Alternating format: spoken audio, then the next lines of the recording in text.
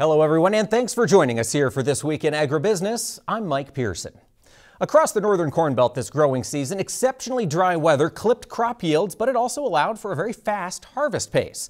Now that those combines have been put away, thoughts are turning ahead to next year. Joining me this week to discuss it is Tyler Morgan. He's a crop consultant with Nutrient Ag Solutions, and he joins us this week to discuss agronomy for your acres. Tyler, it looks like you folks finally caught a little moisture up there.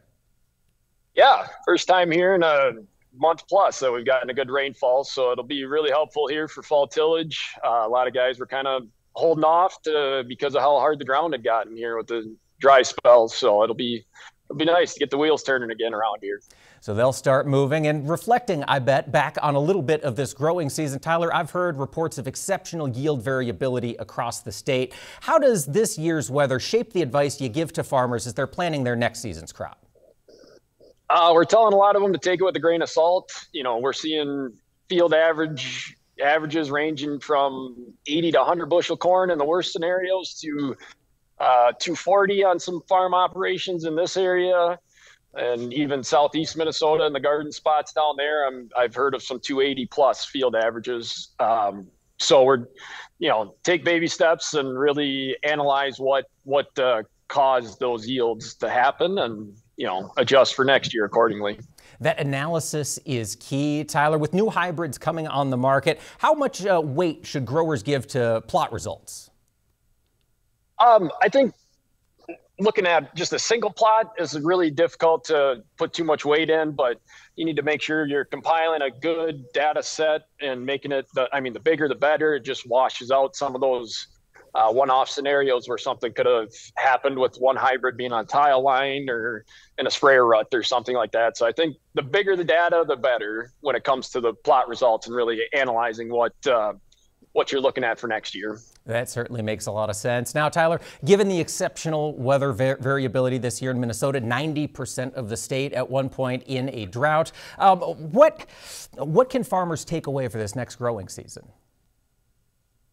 I think the biggest thing is to really, have an initial plan, work with your agronomist, and make sure you lay out what your plan is, but be ready to pivot and adapt to the weather. We had record rainfalls this spring that really affected getting pre-emergence on and getting side dressing done. And we had to change plans rapidly to kind of try to keep up and adjust to the weather. And then into this fall with this dry spell, the drought that kicked in, it was same thing, trying to keep up through harvest and keep ahead of the changing weather.